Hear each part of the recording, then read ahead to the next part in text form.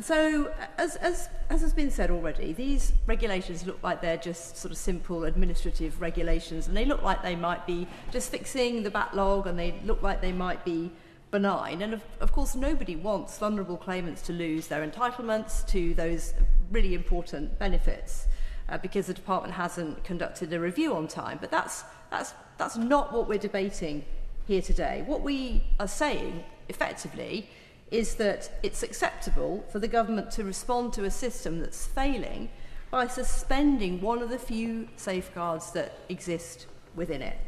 And if we all cast our minds back to when personal independence payment, the PIP system, was introduced, it was never intended to be a benefit that just rolled on indefinitely after it had been awarded. The whole point of it, when Parliament debated and agreed the PIP system, it was supposed to be based on the fundamental understanding that conditions can change over time. Conditions can get worse, but they can also get better.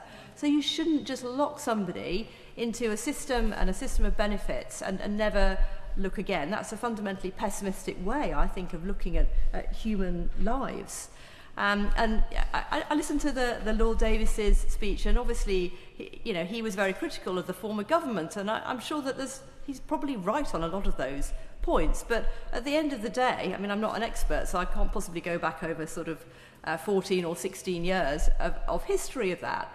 But at the end of the day, the current government has been in power now for actually more than 2 years, so there must come a point when they now need to take the responsibility for fixing what is currently presenting in the system, and also looking at the things that have happened under this government's watch.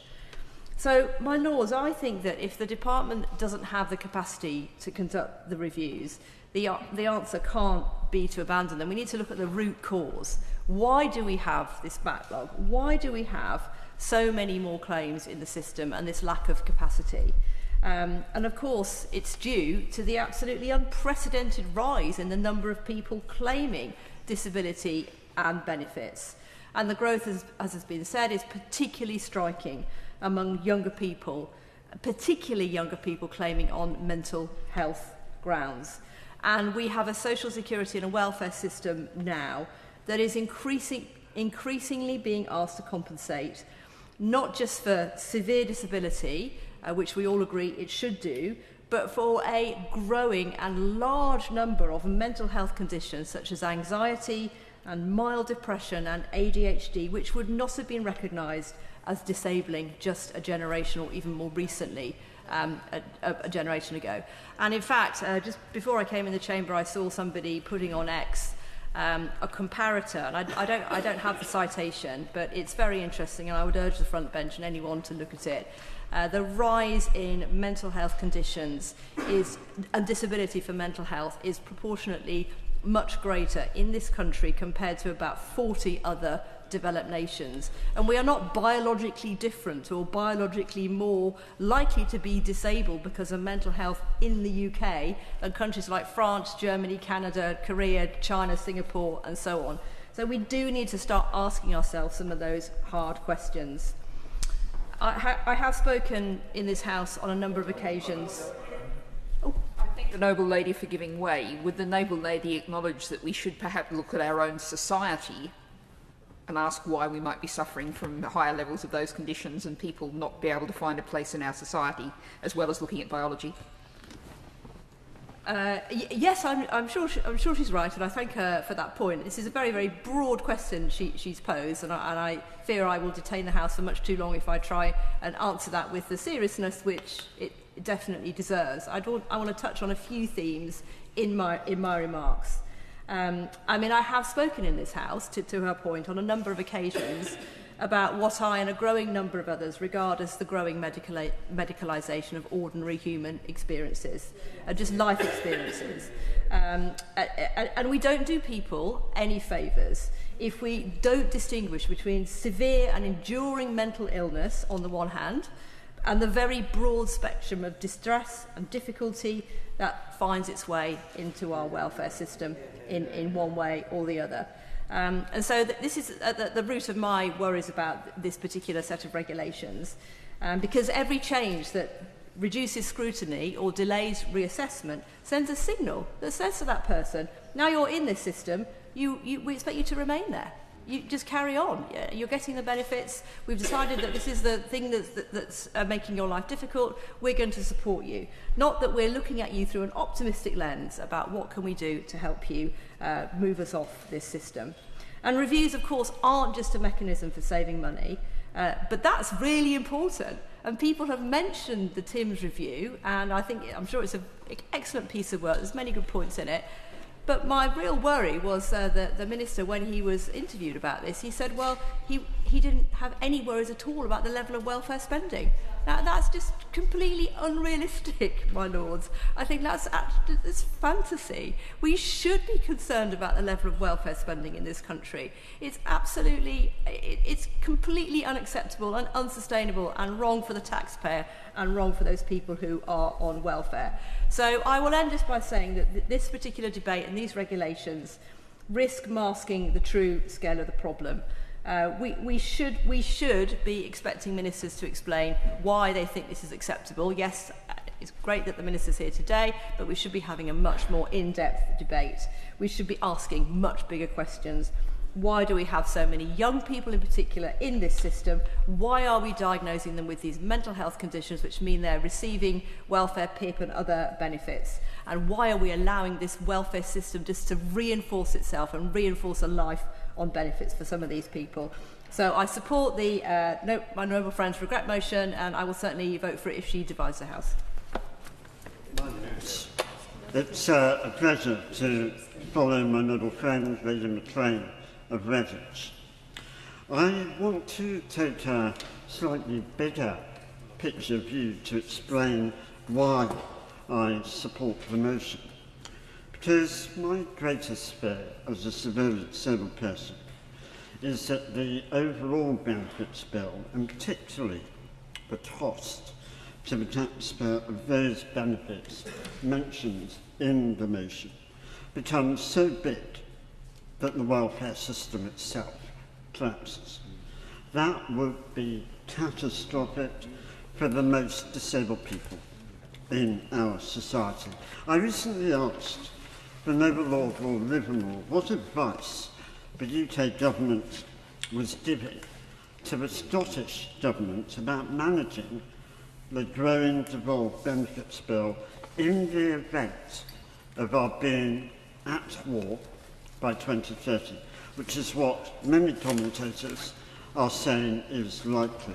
In his reply, the noble Lord said that he did not agree with the assumption underlying my question, and that while, of course, we must spend more on defence, we must also continue to support those who need that support the most.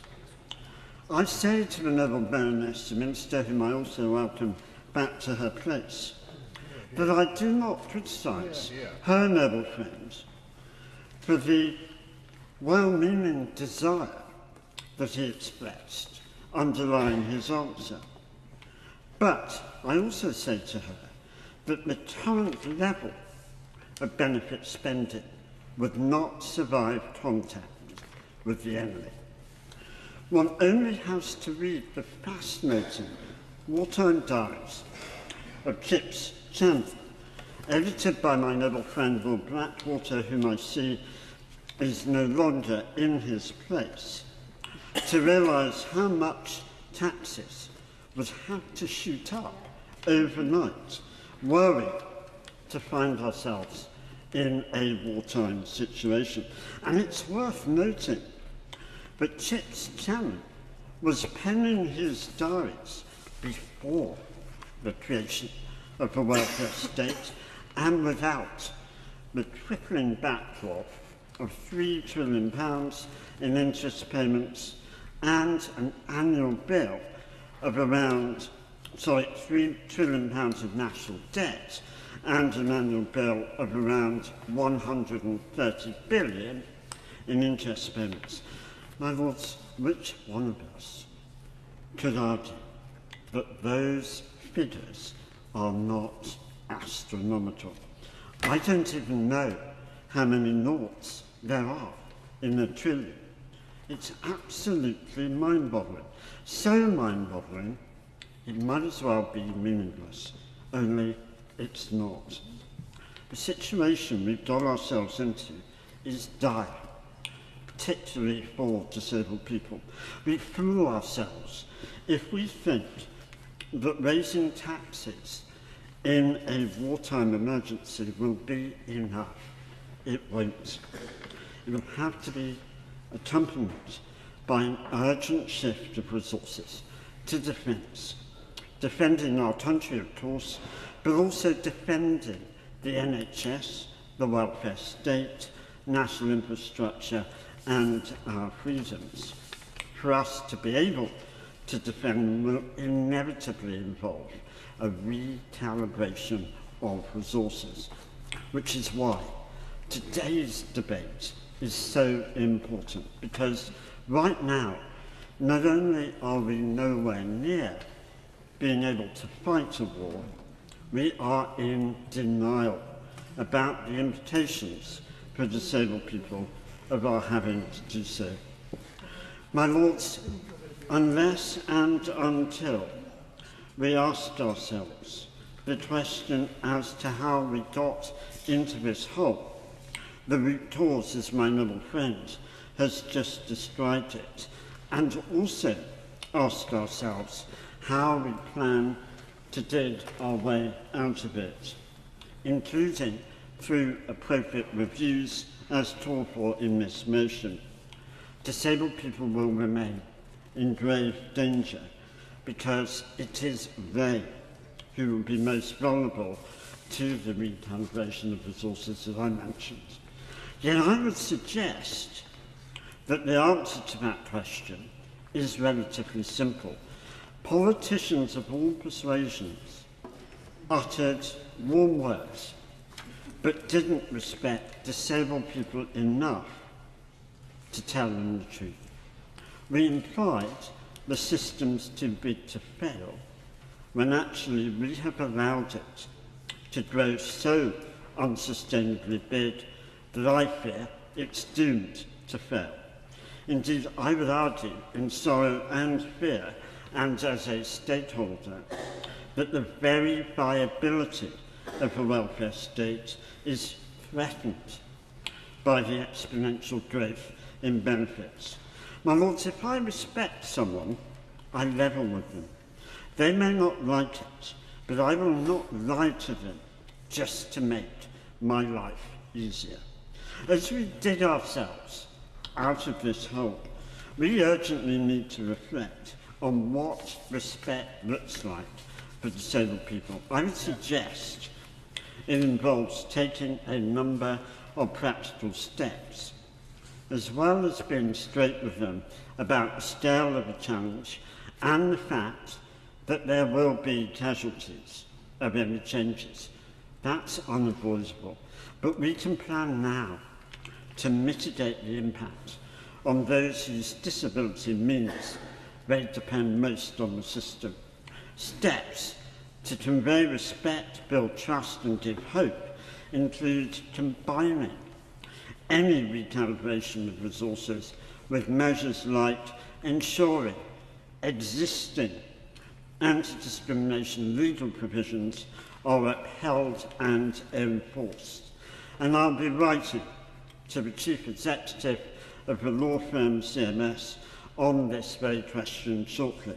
It includes the government honouring its manifesto pledge and mandating disability employment and pay gap reporting through the introduction of the Equality, Race and Disability Bill in this session.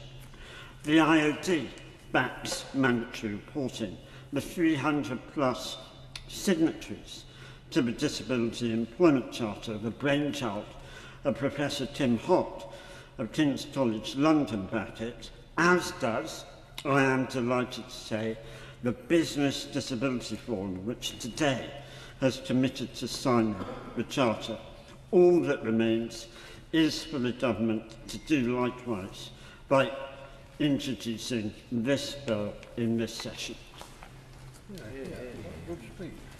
My Lords, we all recognise that the control of public spending matters. It is right that governments examine whether money is being spent effectively and whether benefits are achieving the purpose for which they are intended. But, my Lords, that must not be the starting point for today's debate. Not simply whether government can reduce expenditure, but whether government can use the system to better, more effectively support those who generally rely on it. I don't recognise the negative views expressed by the Noble Baroness Stedman Scott and some of her colleagues. My Lords, personal independence payment is a lifeline, not a luxury. It exists because disabled people face additional costs in their everyday lives, costs that most of us never have to think about. It was never designed simply as an employment support payment, yet in practice it often enables disabled people to remain in work, maintain their independence and contribute to society. That is surely an outcome we should all welcome. It follows, my Lords, that any changes to the way PIP awards are assessed or managed must place the needs of the claimants first. Administrative convenience for the department can never be the overriding objective, and the Noble Baroness Bennett gave examples of appeals, and that's probably just a few examples, or one example, which shows the system doesn't work. It's an administrative convenience, and that should not be the overriding object.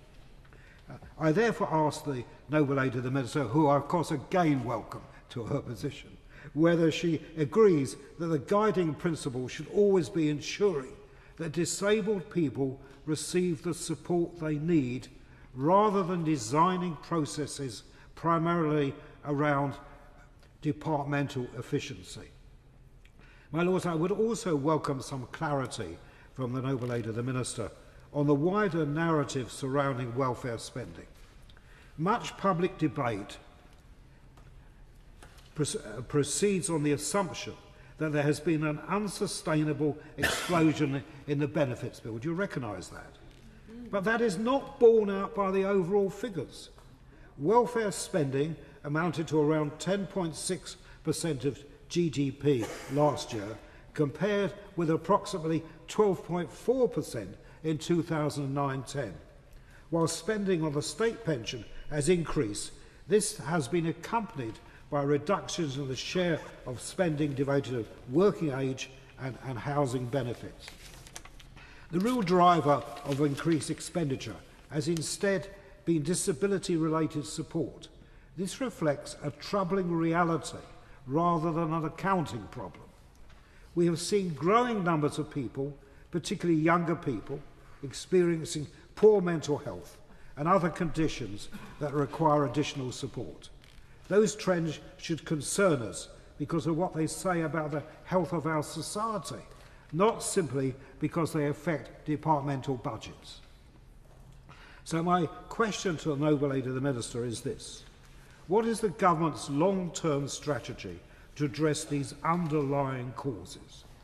If more people require disability benefits because of deteriorating mental health, delayed treatment, inadequate early intervention, or barriers to employment, then simply tightening employment cannot be the whole answer. The better approach is to reduce the need for support in the first place by investing in health services, mental health provision, employment support and early intervention. We on these benches believe that disabled people deserve dignity, security and the confidence that the support they rely upon will be there when they need it. We should judge any changes to the benefit system against that standard. I hope the Noble Lady the Minister will be able to assure the House that this remains the government's guiding principle. And so therefore I see no merit in the regret motion. There's obviously work to be done, and I know the Noble Lady the Minister and her department know there is work to be done. But they mustn't get away from the underlying principle that when people need support, that support should be there. And we're not talking as the Noble House Bennett said, about going to appeal and winning it there. We should be able to deal with it at source and deal with the problem there. And I, therefore, do not support the regret motion.